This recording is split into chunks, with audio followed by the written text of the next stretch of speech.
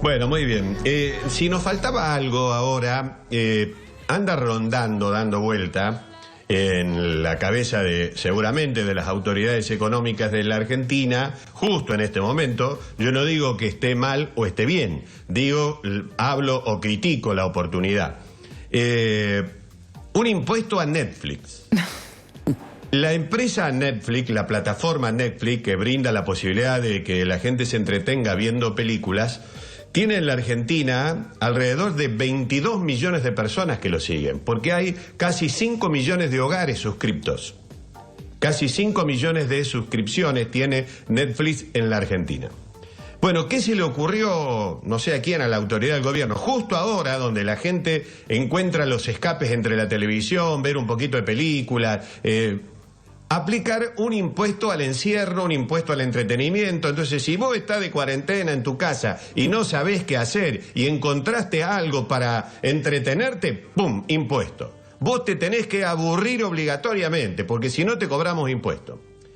Yo no digo que las actividades deban tributar como todas, y esta es una actividad que debe tributar como todas. Además, tiene el agravante de que mucho o todo el dinero se va para afuera porque es una empresa internacional. Yo lo que critico es la oportunidad. El momento, ¿no? En este momento donde la gente está aturdida de los impuestos, aturdida por los impuestos, donde está ajustada porque la crisis no la deja mover de su casa, en otros casos recortado sus salarios por la inactividad de los distintos sectores, y en otros casos sin un mango porque no tiene el laburo, y encontró en el aparatito, qué sé yo, por $6 por mes, y bueno, película, qué sé yo, para entretenerse, después pone un poco de televisión a seguir los programas que le gustan.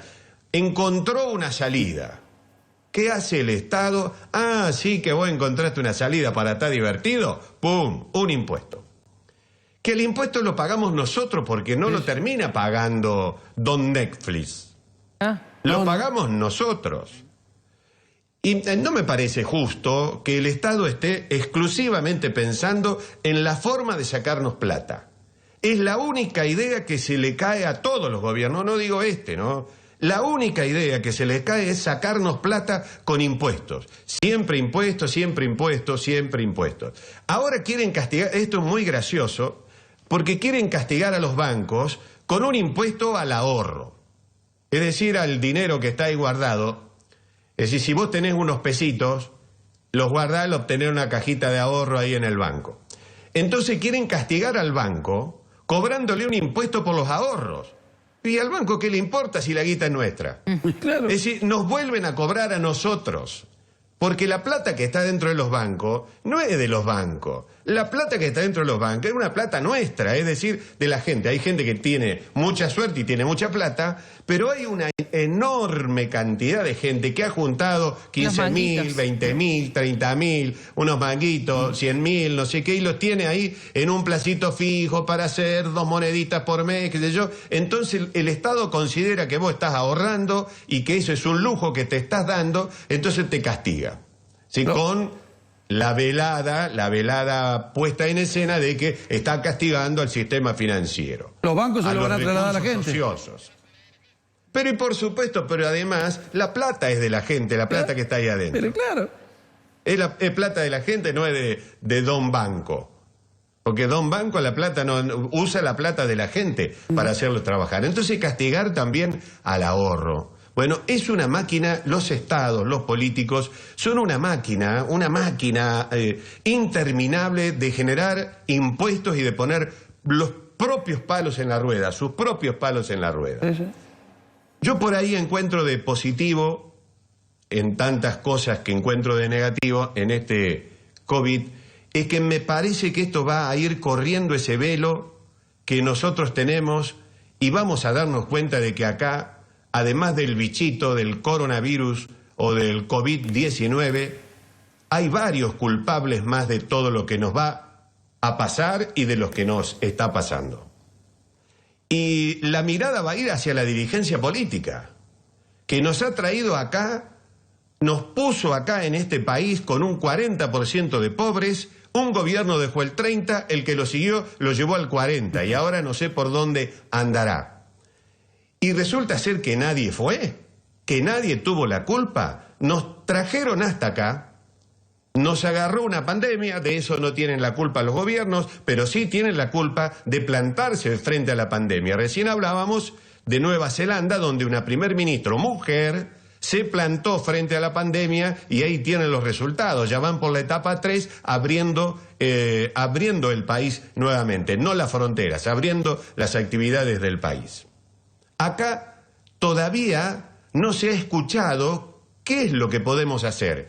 Da la sensación como que no se podría hacer nada. Y yo creo que se puede hacer muchísimo, porque todavía no hicimos absolutamente nada. Hay distintas notas periodísticas y le recomendamos con la vaquita, porque ayer lo leímos en conjunto, una nota de Malamud que se publica en el diario Infobae, donde uno puede entender con alguna claridad lo que nos está pasando a estos países, o a nuestros países, sobre todo los latinoamericanos, y esta manía de mirar siempre y de copiar mal. Es decir, de copiar mal o de copiar sin entender el contexto. Malamud dice que le hemos aplicado soluciones europeas a problemas argentinos. Y es imposible. Claro, que solucionemos nosotros las cosas en esta Argentina como lo hacen en Europa, porque somos Argentina, no somos Europa. Y de eso hay culpables. Hay gente que no ha hecho las cosas. Y también nosotros nos deberemos, cuando se corra el velo, también de hacernos cargo de nuestra cuota parte y de poner un poco de voluntad para comenzar a vivir y a crear una nueva normalidad. Porque después del virus, si lo pasamos, vamos a tener que enfrentar una normalidad distinta, una nueva normalidad que deberá llevar un montón de elementos que hoy por hoy desconocemos.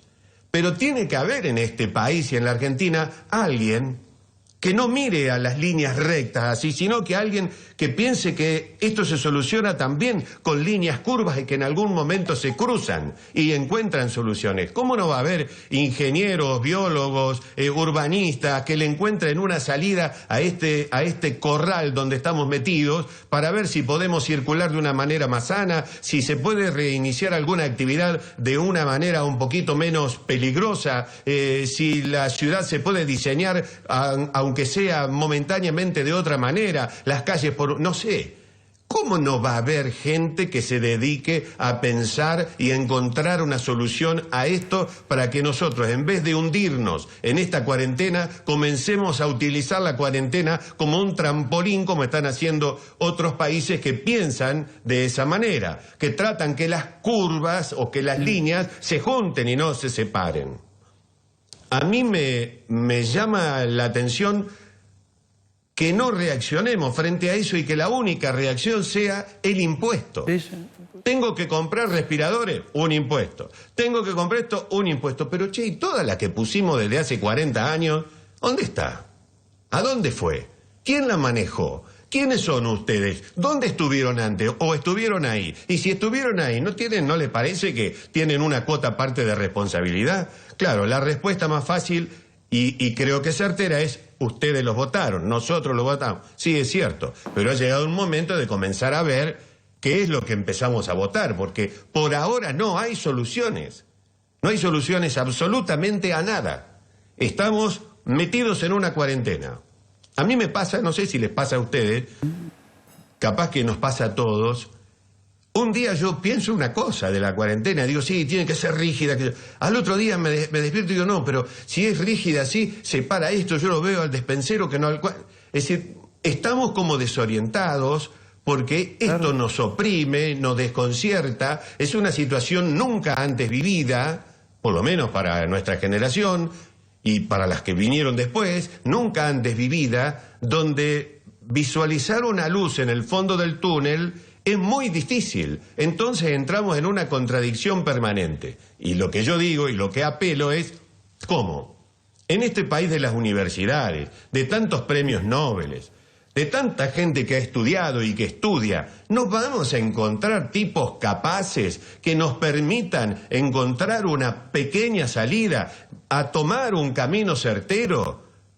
¿O solamente hay una obsesión que es el virus? Sí, bueno, el problema es que debajo del virus está la pobreza. Se va a ir el virus y no sé cuál de las dos cosas va a ser peor. Claro. Nos vamos a encontrar con una economía devastada, una sociedad triplicada en pobres y no sé después quién va a matar más gente, si el virus o la pobreza. Con eso me desperté hoy, ayer con otra cosa, pero bueno, esto de navegar en medio de esta crisis te lleva a que uno por ahí le cueste enfocarse. Yo no sé si les pasa a ustedes. Sí. Es que pasa que me parece que todo está enmarcado también con la incertidumbre. Eso. Entonces, cuando hay incertidumbre de por medio, es muy difícil tomar decisiones acertadas o decisiones coherentes de un día para el otro, ¿no? Ayer vos decías esto, Lagui, que hay que mantener la cuarentena, y hoy, por ejemplo, a mí en mi caso particular no me controlaron nunca, me dejaron pasar, me dejaron ir y no me pidieron ningún tipo de certificado. Digo, como que creo que también hay una incongruencia entre los que deciden y los que estamos del otro lado, que nos lleva a estar en esta incertidumbre, que no sabemos a dónde estamos parados. ¿Por qué? Porque justamente es una pandemia, es algo nuevo, es algo que no lo vivimos nunca. Sí, la sensación de que hay más de un virus, ¿no? Sería así el tema, que hay más de un virus. El que vino de China, o que salió de China y que nos ha preocupado a todos los integrantes del planeta, y que obviamente ha generado una psicosis de orden mundial, que eso obviamente es innegable. Pero como bien decía Lagarto, y con lo que decía Andrés Malamud en la nota esa del politólogo argentino que vive en Portugal, no es lo mismo la cuarentena que se asume o que se ordena en un país de tercer orden, emergente como Argentina, que la que se pueden ordenar y organizar en los partidos del primer mundo como son los europeos. Y tiene que ver con las reservas. El otro virus que yo veo, y lo venimos viendo juntos hace muchísimo tiempo de que comenzó esto, es el virus de la incertidumbre, como marca Evelyn. Es decir, ¿qué pasará? Digo, ¿sabes qué me pregunto yo, Lagui? Sí, Alberto Fernández, porque todo se ha dejado en manos de los sanitaristas, ¿no? También Malamud dijo, una pandemia es algo demasiado serio para dejarla en manos solamente de los sanitaristas. Es decir, que el hombre quiere decir, muchachos, más allá de los infectólogos, que son los que saben de esto, hay que apoyarlo con un montón de medidas y la participación de muchos sectores que le pueden permitir a la Argentina salir. Porque la pregunta ahora es, Lagui, no sé si te la haces, ¿cómo salimos? ¿Cómo salimos de esto? A ver, ¿cuál es el plan para salir de este problema? Bueno, hoy veíamos que la chica de Nueva Zelanda, la cordobesa de Nueva Zelanda, Sofía, decía que allá habían planteado estos 4 niveles y ya están todos organizados con los pasos a seguir. Nosotros eso no lo tenemos. Acá como salimos, recién decía, de los pobres, la UCA dice que la pobreza va a llegar prácticamente al 50% cuando termine esta crisis y este aislamiento, este problema. ¿Cómo salimos con la mitad de la Argentina en la pobreza? Es decir, que en 2 años hemos pasado del 30 al más del 40% de pobres. Y yo he adherido y adhiero a lo que está haciendo el presidente, pero el presidente no habla nada de lo otro, habla solo de salud. Sí, claro. Y solamente de salud. No sé por qué habla solamente de salud.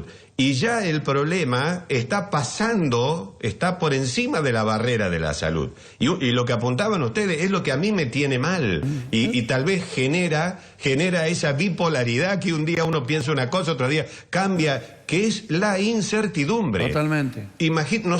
Nosotros tenemos trabajo. Estamos trabajando, en el canal nos las arreglamos, por suerte el canal nos ha brindado posibilidades de transmitir de distintos lados, hay turnos rotativos, pero estamos trabajando. Trasládense ustedes por un minuto a la cabeza y a la incertidumbre de un desocupado. Que tiene familia y chicos que alimentar. Y me parece que para ese, para ese no hay mensaje para nadie. Hay mensaje y no hay ninguna luz en el túnel porque estamos en medio de una tormenta de incertidumbre. Y no quiero pensar de que detrás de todo esto también está la política, aunque me inclinaría a pensar de que también está la política hasta en el medio de la desgracia.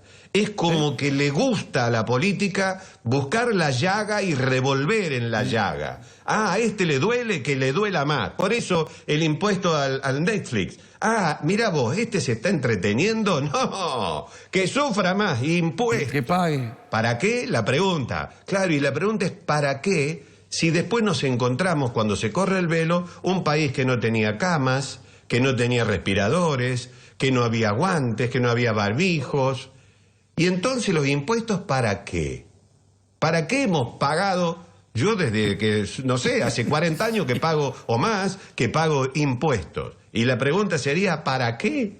Si vimos que no teníamos nada. Cuando la crisis nos apretó, cuando en realidad lo necesitábamos, no teníamos nada.